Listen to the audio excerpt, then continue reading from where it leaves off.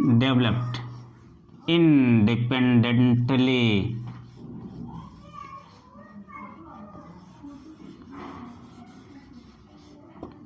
by, देखिए by, सीधे सीधे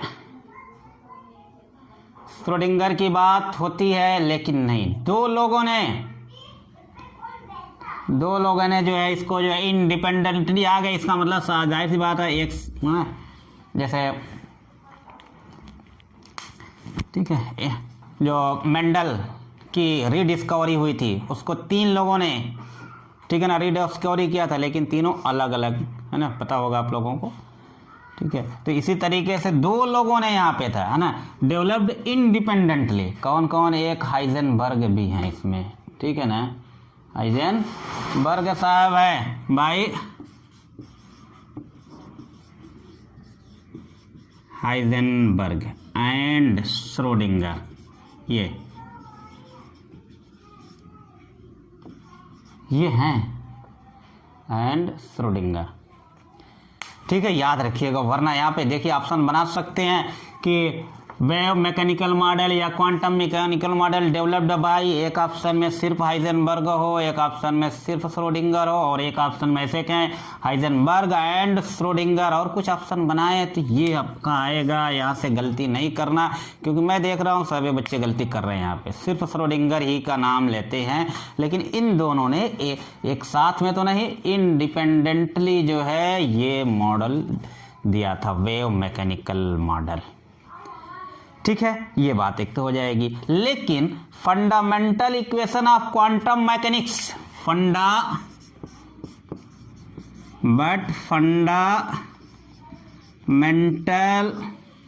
इक्वेशन ऑफ क्वांटम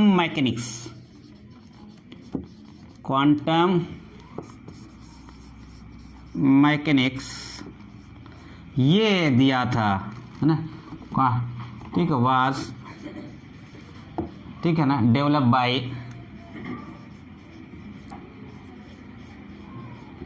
ये श्रोडिंगर हैं अकेले, यहाँ पे श्रोडिंगर अकेले पड़ जाते हैं, ठीक है ना, और इसके लिए इनको नोबेल प्राइज दिया गया था, इनके लिए इनको नोबेल प्राइज दिया गया। ठीक है ना, तो ये था, याद रखिएगा है ना, डेवलप किया था ये मैकेनिकल मॉडल को डेवलप किया था हाइजेनबर्ग और श्रोडिंगर दोनों ने। ठीक है ना, लेकिन क्वांटम मैकेनिक्स के जो इक्वेशन है वो डेवलप किया गया था अभी जो मतलब इस मॉडल का जो इक्वेशन है वो किसने कहते हैं, श्रोडिंगर ने डेवलप किया था। ठीक है, दूसरी बात, एक क्वेश्चन फिर आएगा कि ये मैकेनिकल मॉडल ठीक है किस पे बेस्ड है, वेव मैकेनिकल मॉडल ठीक है ना, या कहते हैं क्वांटम मैकेनिकल मॉडल किस पे बेस्ड है। एक ऐसे पूछा गया था क्वेश्चन कि वो कौन सा एटॉमिक मॉडल है जो कि वेव नेचर और पार्टिकल नेचर दोनों पे बेस्ड है, तो यही है। तो हम लोग ऐसे कह लगते हैं ना कि ये जो मॉडल है ये based on wave nature and particle nature, इन दोनों पे ये बेस्ड है। ठीक है ना, this model is based on wave nature and particle nature of electron. ठीक है, इसीलिए इसके पहले वेव डुअलिटी मैंने पढ़ा लिया था कि ये मॉडल दोनों पे बेस्ड है। ठीक है, ये बातें आ जाएंगी।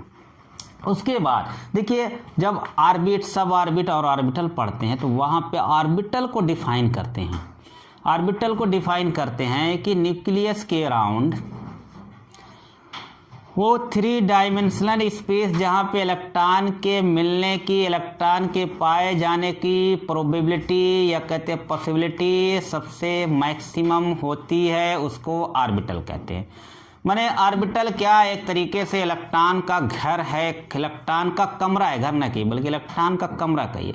आप सबसे ज़्यादा कहाँ मिलोगे, अपने कमरे के अंदर। 24 घंटे में अगर देखा जाए तो जब भी घर में हो, होम में हो, तो ज़्यादातर अपने कमरे में मिलोगे।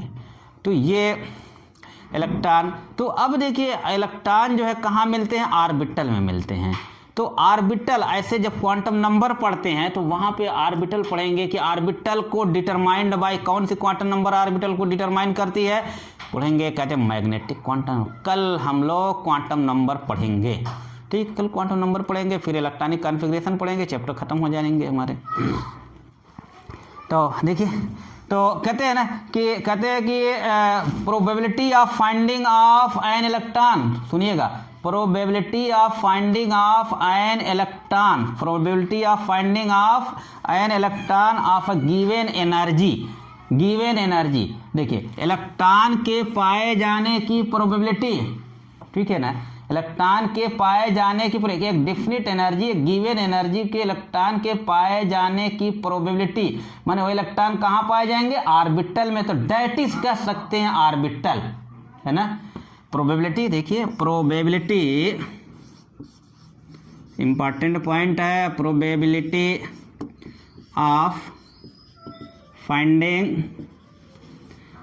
N electron, probability of finding an electron of given energy, of given energy, इसी को हम कह सकते हैं डेट इज ऑर्बिटल।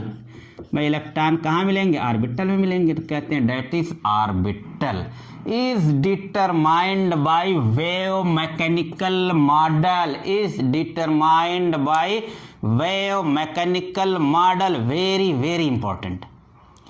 हमने कहा क्वांटम नंबर पढ़ेंगे तो वहां पे कहेंगे orbit, principal quantum number determine करती है, sub orbit azimuthal quantum number determine करती है, ऑर्बिटल कौन डिटरमाइन करता है, मैग्नेटिक क्वांटम नंबर, ऑर्बिटलों का ओरिएंटेशन है, ऑर्बिटल कौन, मैग्नेटिक। तो यहाँ कहते हैं ऑर्बिटल को कौन मॉडल डिटरमाइन करता है, Thomson model, Bohr model, Rutherford model, quantum mechanical model या श्रोडिंगर मॉडल, ऐसे कर सकते हैं।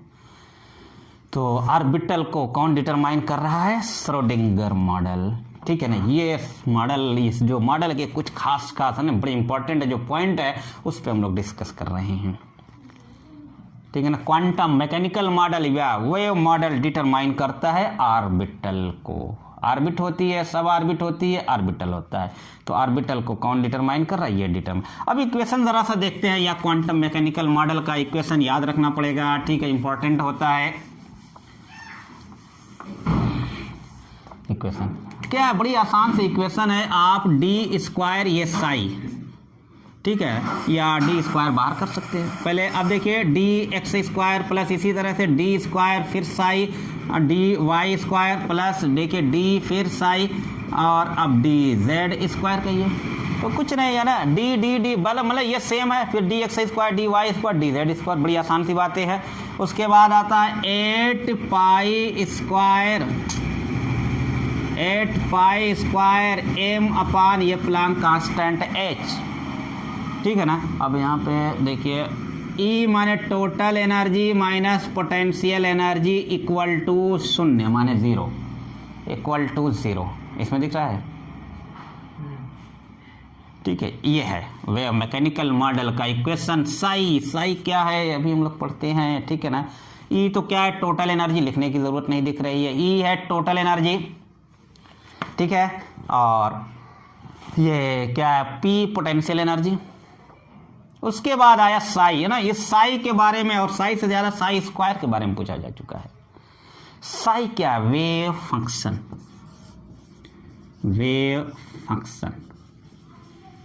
लेकिन इसको खूब पूछा जा चुका। साई स्क्वायर क्या है, साई स्क्वायर का मान ये क्या होता है, याद रखिएगा, बहुत इंपॉर्टेंट बात है।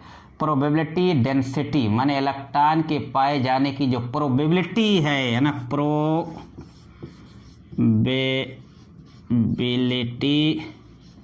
डेंसिटी, बड़ी इंपॉर्टेंट बात है। साई स्क्वायर पूछ लेते हैं, साई स्क्वायर किस चीज़ को रिप्रेजेंट करता है, प्रोबेबिलिटी डेंसिटी माने इलेक्ट्रॉन के मिलने की क्या कितनी संभावना है, प्रोबेबिलिटी डेंसिटी।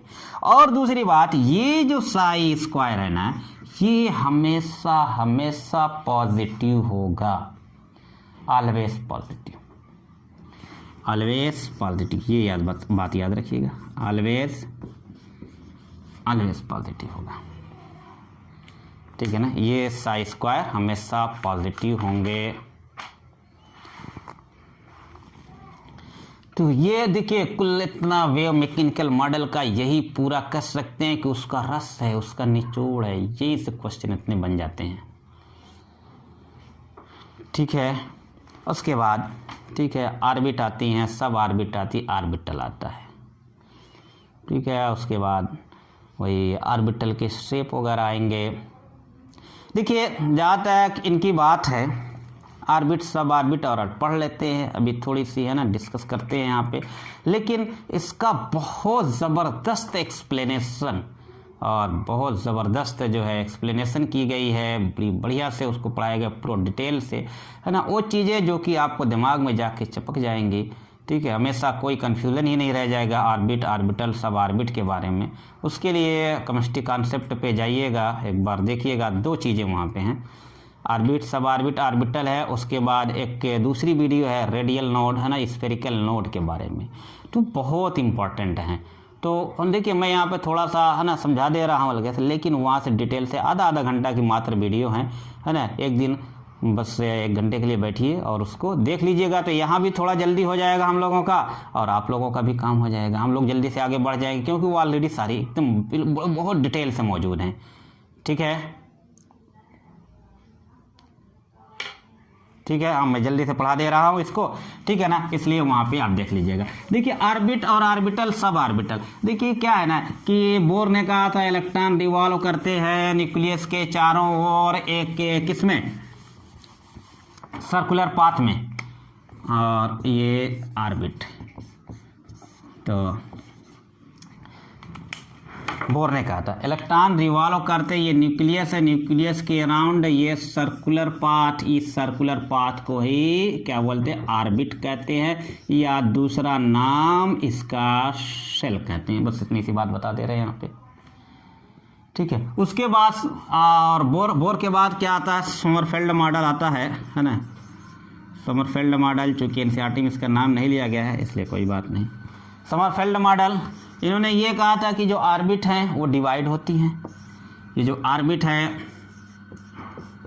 ये डिवाइड होती हैं किसमें, सब ऑर्बिट या सब शेल में, और सब ऑर्बिट क्या होती है, एस, पी, डी और इस तरीके से एफ। एस का मतलब होता है स्फेरिकल, सॉरी एस का मतलब शार्प होता है, पी का मतलब प्रिंसिपल, डी का मतलब डिफ्यूज, एफ का मतलब फंडामेंटल। इस तरीके से ये चार है ना इन्होंने कहा था डिवाइड हो जाती हैं। उसके बाद ऑर्बिटल, ऑर्बिटल को अभी मैंने डिफाइन किया था, तो इस तरीके से ये 3 टर्म आ जाते हैं। उन 3 टर्मों को यहाँ पे ऑर्बिट, ऑर्बिटल, सब ऑर्बिट को मैंने जो है आपके है ना पूरी जो है इससे कंपेयर करके जो है ना होम से और जो है ऑर्बिट कमरे से, ठीक है ना, और पूरे मोहल्ले से करके वहाँ पे बड़ी डिटेल से एक्सप्लेनेशन की है, तो उसको देखिएगा ज़रा सा, ये हो जाएगा। अब देखिए यहाँ पे कह रहे हैं कि न्यूक्लियस है, न्यूक्लियस के चारों तरफ ये ऑर्बिट हैं। चलिए ये न्यूक्लियस रहा होगा, ये पहली ऑर्बिट, चलिए दूसरी ऑर्बिट, तीसरी ऑर्बिट, चौथी ऑर्बिट। पहली ऑर्बिट के होता है, एल होता है, एम होता है, एन होता है, इस तरीके से होती है। ठीक है ना। अब देखिए किसी भी ऑर्बिट में इन, ये बहुत इंपॉर्टेंट बात लिख रहा हूं, इन एनी ऑर्बिट, ठीक है, मैक्सिमम नंबर ऑफ, देखिए मैक्सिमम नंबर ऑफ सब ऑर्बिट इक्वल टू एन, याद रखना होगा। ये देखते हैं मैक्सिमम नंबर ऑफ सब ऑर्बिट कहिए, या इसी को क्या बोल सकते हैं, सबसेल कह सकते हैं। मैक्सिमम नंबर ऑफ ऑर्बिट के बाद ऑर्बिटल आते हैं, ये हो जाएगा एन स्क्वायर। और मैक्सिमम नंबर ऑफ इलेक्ट्रॉन, इस ऑर्बिटल में कौन रहता है, इलेक्ट्रॉन। एक ऑर्बिटल में 2 इलेक्ट्रॉन, तो इसमें 2 से मल्टीप्लाई कर दोगे, एक ऑर्बिटल में 2 इलेक्ट्रॉन। तो ये कह रहे हैं कि ऑर्बिट हैं, के एल एम एन ऑर्बिट हैं, और ठीक है ना ऑर्बिट होती है के एल एम, ऑर्बिट होती हैं क्या है, ये के एल एम एन से रिप्रेजेंट किया जाता है। सब ऑर्बिट को किससे, एस पी डी एफ से रिप्रेजेंट किया जाता है। है ना। तो यहाँ पे मैंने कहा मैक्सिमम नंबर ऑफ किसी भी ऑर्बिट में मैक्सिमम नंबर ऑफ सब ऑर्बिट कितना n, माने जितना पहली ऑर्बिट है पहली सेल है तो एक ही सब सेल होगा, वो क्या होगा 1s बस। दूसरी ऑर्बिट में कितने सब सेल होंगे, 2 सब सेल होंगे। क्यों, दूसरी ऑर्बिट में कितनी सब ऑर्बिट होगी, 2, तो 2 होगी तो क्या हो जाएगा, एक 2s हो जाएगा और एक 2p हो जाएगा। तीसरी ऑर्बिट में कितनी हो जाएंगी, 3 हो जाएंगी, तो एक 3s हो जाएगा, 3s हो जाएगा, एक 3p हो जाएगा और एक 3d हो जाएगा बस। चौथी में कितनी हो जाएगी, 4 सब ऑर्बिट हो जाएंगी, 4 सब सेल हो जाएंगे, 4s हो जाएगा, 4p हो जाएगा, क्यों भाई 4d हो जाएगा और 4f हो जाएगा। तो जितनी नंबर, ठीक है ना, जितना ऑर्बिट है जितना सेल है उतना ही सब सेल हो जाएगा। बात कंफर्म। अच्छा, अब देखिए कितने ऑर्बिटल होंगे, आप सब लोग जानते हो s में सिर्फ एक ऑर्बिटल, p में कितने 3 ऑर्बिटल, d में 5 ऑर्बिटल, ये बातें सबको पता है। f में ऐसे ही 7 ऑर्बिटल, ठीक है। जरा सा देखिए यहाँ पे कितने ऑर्बिटल हो जाएंगे, एक ऑर्बिटल हो जाएगा, है ना। देखिए ना कितना ऑर्बिटल, तो पहली ऑर्बिट 1 का स्क्वायर 1, एक ऑर्बिटल हो जाएगा। दूसरी में देखिए कितने ऑर्बिटल बना, दूसरी में कितना ऑर्बिटल, यहाँ पे देखिए, यहाँ पे p में 3 ऑर्बिटल, s में 1 और 4 ऑर्बिटल। और फार्मूला देखिए, दूसरी में 2 का स्क्वायर 4 ऑर्बिटल, तीसरी में देखिए s में 1 ऑर्बिटल, p में 3 ऑर्बिटल, d में 5 ऑर्बिटल, कुल मिला के 9 ऑर्बिटल हो गए, ठीक है ना। 9 ऑर्बिटल हो गए, 3 का स्क्वायर करोगे 9 ऑर्बिटल आएगा। अब यहाँ पे देख लीजिए 1 ऑर्बिटल, 3 ऑर्बिटल और यहाँ पे 5 ऑर्बिटल और f में 7 ऑर्बिटल, कुल मिला के 16 हो गया। चौथी ऑर्बिट है, सब ऑर्बिट 4 होगी, ऑर्बिटल कितने होंगे, 4 का स्क्वायर होंगे, 16 हो जाएगा। देखिए 16 ऑर्बिटल हो जाएंगे। हर में नंबर ऑफ इलेक्ट्रॉन को 2 से मल्टीप्लाई कर दीजिए, पहली में 2 इलेक्ट्रॉन आ जाएंगे, दूसरी में देखिए 4 दूना 8 हो जाएंगे, यहाँ पे 18 इलेक्ट्रॉन हो जाएंगे, यहाँ पे 32 इलेक्ट्रॉन हो जाएंगे। ये सारी बातें आप बता सकते हैं, ठीक है। तो ये हो जाएगी किसी भी ऑर्बिट में मैक्सिमम नंबर ऑफ, ठीक है, किसी भी ऑर्बिट मैक्सिमम नंबर ऑफ सब ऑर्बिट उतनी होगी, ऑर्बिटल n स्क्वायर हो जाएगा और इलेक्ट्रॉन 2n स्क्वायर हो जाएगा। क्वांटम नंबर पढ़ लेते हैं तो फिर एक तरह की इसी तरह की बात करते हैं, है ना। इन एनी सब ऑर्बिट, इन एनी सब सेल में मैक्सिमम नंबर ऑफ, अब इसको हटा, यहाँ पे कह इन एनी सब सेल, देखिए वहाँ पे 2l+1 ऑर्बिटल हुआ करेंगे और उसको चलिए क्वांटम नंबर देख लेते हैं ज़रा सा। इन सब ऑर्बिट या सब सेल मैक्सिमम नंबर ऑफ, यहाँ पे अब 2 ही बातें बनेंगी, एक ऑर्बिटल और एक इलेक्ट्रॉन्स। तो ऑर्बिटल 2l+1 और इलेक्ट्रॉन 2l+1 या कह सकते 4l+2, ऐसे हो जाएंगे। मैक्सिमम नंबर ऑफ इलेक्ट्रॉन या मैक्सिमम नंबर ऑफ l क्या होगा, ऐसी मुथल क्वांटम नंबर होगा, पढ़ाएंगे तो बताएंगे। l 0 1 2 3 और किसके लिए s के लिए, यहाँ पे s के लिए 0 s p d f ऐसे याद रखेंगे और वो निकाल लिया करते हैं। अब यदि मुथल क्वांटम नंबर और सारी क्वांटम नंबर पढ़ाने दीजिए कल, तब ये बातें आ जाएंगी। ये तो, लेकिन देखिएगा मैं बार बार हर साल ही इस बात को कहता हूँ, बड़ा जोर देता हूँ, लेकिन फिर भी गलती करके आ जाते हो, ठीक है ना। तो आप लोग गलती ना करिएगा उस चीज़ को। देखिए मैं फिर कह रहा हूँ, बड़ी गौर से इस बात को सुनिएगा, है ना। किसी भी ऑर्बिटल में सब लोग जानते हो मैक्सिमम इलेक्ट्रॉन 2 होते हैं, है ना, मैक्सिमम, और दोनों अपोजिट स्पिन के होते हैं, माने एक दूसरे के क्या होते हैं, एंटी पैरेलल होते हैं। किसी भी ऑर्बिटल में मैक्सिमम नंबर ऑफ इलेक्ट्रॉन 2 और वो जो है। तो यहाँ से देखिए एक क्वेश्चन बनता, सब सेल, ठीक है, सब सेल या सब ऑर्बिट, ये बातें होती हैं। तो मैक्सिमम नंबर ऑफ इलेक्ट्रॉन, देखिए यहाँ पे कहते हैं maximum number of electron in p, ठीक है ना, सब ऑर्बिट, p सब ऑर्बिट, कितना दे देंगे 6। पी सब ऑर्बिट का मतलब ये हो गया एक ऑर्बिटल में 2 इलेक्ट्रॉन, पी सब ऑर्बिट तो 6 हो जाएंगे। ठीक है, फिर कहते हैं maximum number of electron in P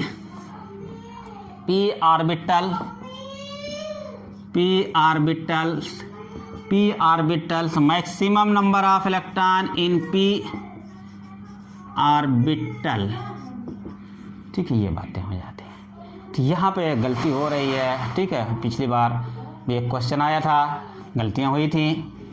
अब देखिएगा यहाँ ऑर्बिटल्स, देखिए ये तो अब इसको तीनों आ गए ऑर्बिटल्स, माने पूरा पी सब सेल आ गया, क्योंकि ऑर्बिटल्स एस लिखा हुआ है ना, तब यहाँ पे पूरा आ गया है। तब यहाँ पे इसका मतलब ऑर्बिटल से ये लिखा हुआ है 2 इलेक्ट्रॉन यहाँ, 2 यहाँ, 2 यहाँ, 2 यहाँ, 2 यहाँ, तो टोटल क्या हो जाएंगे 6 हो जाएंगे। लेकिन यहाँ पे पी ऑर्बिटल लिखा हुआ माने सिर्फ एक की बात हो रही है, यही तो आया था। ऐसे कहा था 2px में कितने इलेक्ट्रॉन होंगे, तो कितने हो जाएंगे 2 इलेक्ट्रॉन होंगे, बस यही हो जाएगा। तो कितने हो जाएंगे 2 इलेक्ट्रॉन होंगे। कह दिया जाए dx² ऑर्बिटल में कितने इलेक्ट्रॉन होंगे। डी में 5 ऑर्बिटल होते हैं, लेकिन उसके सिर्फ एक ऑर्बिटल की बात हो रही है यहाँ पे, उसके सिर्फ एक ऑर्बिटल की बात हो रही है। कितने होंगे 2 इलेक्ट्रॉन होंगे। लेकिन अगर डी ऑर्बिटल्स कह दिया जाए, डी ऐसे कह दे डी ऑर्बिटल्स, एस लगा दिया जाए, क्या कहेंगे 10 इलेक्ट्रॉन। अब 5 ऑर्बिटल की बात हो रही है। ठीक है, हाँ, तो इन बात को बताने के बाद, बार बार बताने के बाद भी गलतियां हो जाती हैं, गलती करके आते हैं। ठीक है, तो ये कुछ बातें हो गई है ना, हमने कुछ जल्दी से पढ़ा दिया इसको, बाकी डिटेल जो है आप देख सकते हैं। उसके बाद कहते हैं कि शेप ऑफ ऑर्बिटल्स, इसको भी जल्दी से बता देते हैं, वहाँ पे है सब। शेप ऑफ ऑर्बिटल्स, आप देखिए सबसे पहले तो एस आता है। एस ऑर्बिटल कैसा होता है, ऐसा होता है। ऐसा का मतलब स्फेरिकल होता है, ऐसा स्फेरिकल हो जाता है।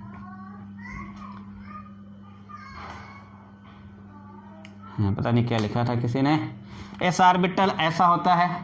ठीक है, और दूसरी बात जो है, एस ऑर्बिटल जो होते हैं ना, ये नॉन डिजनरेटेड होते हैं। एस ऑर्बिटल नॉन डिजनरेटेड मतलब समझिएगा, non degenerated, S orbital non degenerate माने क्या हो जाता है, नॉन डिजेनरेटेड मतलब जितने एस ऑर्बिटल होंगे सबकी एनर्जी अलग होगी।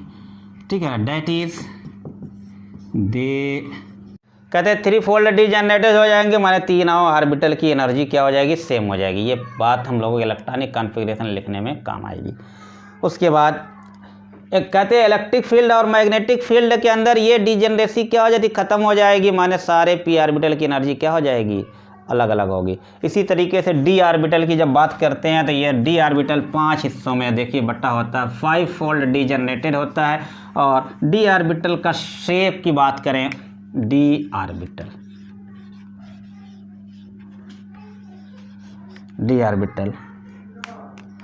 के अगर शेप की बात करें, पता है आप लोगों को, डबल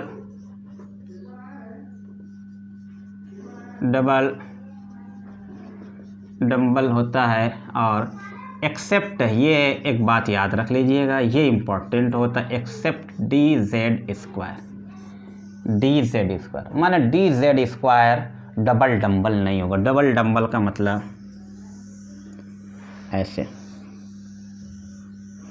लेकिन DZ² सिंगल डम्बल होता है। ये कैसा है, सिंगल डम्बल, ये याद रख लीजिएगा, सिंगल डम्बल हो जाता है। और इसमें जो 5 डी ऑर्बिटल होते हैं, खूब पता है, DXY, DYZ, DZ²Y, DZX, ये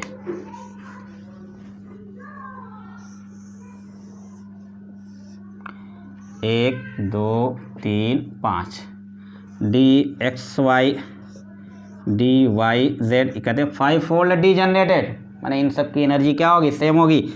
DYZ DZX X square Y square D Z square, ये हो जाएंगे। हर में 2 इलेक्ट्रॉन, कुल 10 इलेक्ट्रॉन हो जाते हैं। यहाँ पे देखिए ये 3 जो होते हैं, जो ऑर्बिटल होते हैं एक्सिस के बीच में, देखिए एक्सिस के बीच, एक्स और वाई एक्सिस के बीच में, जैसे इसको बनाया जाए एक्स एक्सिस वाई एक्सिस, तो ये जो डबल डंबल आएगा तो इन एक्सिस के बीच में, ये एक्सिस के बीच में होंगे। तो ये हो गया, कौन वाला हो गया, डी एक्स वाई। तो इस तरह से ये भी है ना, वाई और जेड एक्सिस के बीच में, ये जेड और एक्स एक्सिस के बीच जो ऑर्बिटल होंगे, जो डबल डंबल होंगे।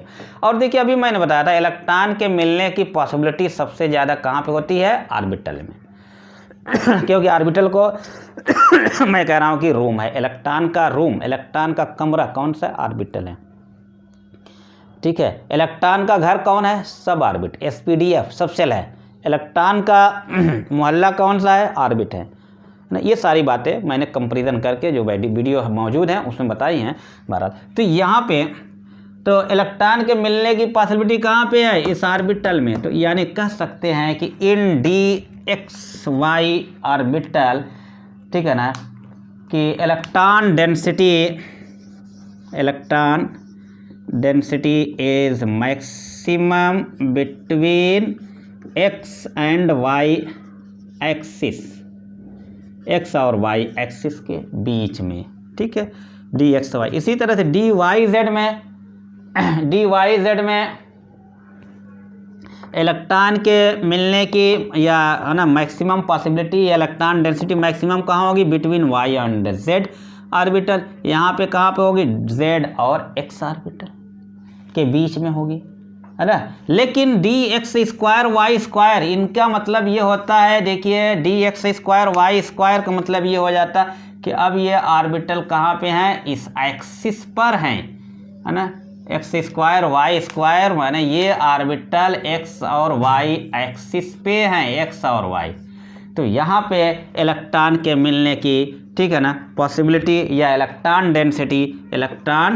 डेंसिटी, ठीक है, मैक्सिमम होगी at X and Y axis.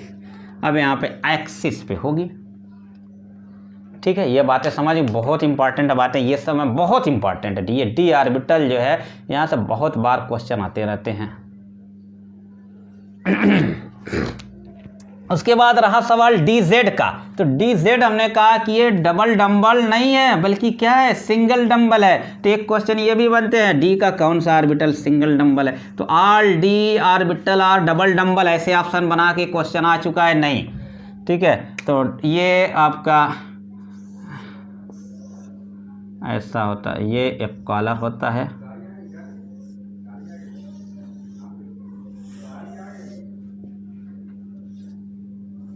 ये डी जेड स्क्वायर होता है। अब ये देखिए, ये एक कॉलर होता है और इस कॉलर में खूब इलेक्ट्रॉन होते हैं, माने high electron density, colour high electron density का होता है। ये बातें हो गई। और ये देखिए, अगर ऐसे मैं कोई चीज़ बनाऊँ तो इसमें क्या आ गई, एक्स एक्सिस और वाई एक्सिस दोनों आ गई। और ये तो जेड एक्सिस ऑलरेडी मैंने बना रखे ऑर्बिटल। तो यहाँ पे डी जेड स्क्वायर में इलेक्ट्रॉन किस एक्सिस पे हो गए भाई, देखिए जेड एक्सिस पे तो हो ही गए, साथ में ये कॉलर में एक्स एक्सिस भी और वाई एक्सिस भी है ना, 2 डायमेंशनल है। तो एक्स एक्सिस और वाई एक्सिस, तो ये बड़ा इंपॉर्टेंट है कि कौन सा ऑर्बिटल है जिसमें इलेक्ट्रॉन तीनों एक्सिस पे होते हैं। तो D Z square, x axis पे इलेक्ट्रॉन डेंसिटी है ना मैक्सिमम होती है ना, एक्स एक्सिस पे भी, वाई एक्सिस पे भी और जेड एक्सिस पे भी। तो ये बड़ी इंपॉर्टेंट बात हो जाती है। ठीक है, और ये जो कलर है, हमने कहा ना कलर है, ये हाई इलेक्ट्रॉन डेंसिटी का हो जाता है। ठीक है, ये बातें हो जाती हैं। उसके बाद आपका आता है स्फेरिकल नोड और रेडियल नोड, है ना। स्फेरिकल नोड या रेडियल नोड, और एक होता है नोडल प्लेन, है ना। उस सब को डिफाइन किया गया है, उस सब के बारे में डिटेल बताया गया है। ठीक है, लेकिन मैं यहाँ पे सिर्फ फार्मूले की बात कर लेता हूँ। ठीक है, स्फेरिकल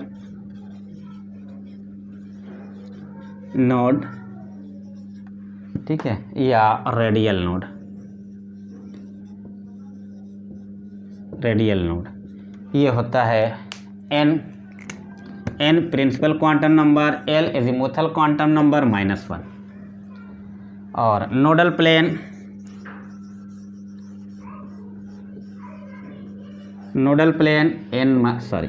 प्लेन ये एजीमुथल क्वांटम नंबर के बराबर हो जाता है। क्या सब होते हैं ठीक है ना। हम भी एनर्जी लास्ट करेंगे, आप भी, है ना, थोड़ा आराम से उसको बस, है ना, किसी भी टाइम आज ही देख लीजिएगा, कल हम लोग क्वांटम नंबर पढ़ेंगे, ठीक है ना। और ये फार्मूले हैं, है ना, और इस पे क्वेश्चन भी आप देखिए, फिंगर टिप्स में भी आपको मिलेंगे और क्वेश्चन मिलते रहेंगे। टोटल नोड करेंगे, दोनों को क्या करते हैं, ऐड कर देते हैं। यहाँ से क्या हो जाएगा, ऐड करोगे एल ख़त्म हो जाएगा, ठीक है, टोटल नंबर ऑफ नोड मिल जाएंगे। तो ठीक है, यहाँ पे फिनिश करते हैं। कल हम लोग क्या पढ़ेंगे, क्वांटम नंबर को पूरा डिटेल से पढ़ेंगे। क्वांटम नंबर से हर साल एक क्वेश्चन आ जा रहे हैं, ठीक है ना, हर साल ही आ जा रहे हैं, कभी कभी गैपिंग हुई है, तो देखिए अगले साल तो ज़रूरी आने की उम्मीद है क्वांटम नंबर से। ठीक है।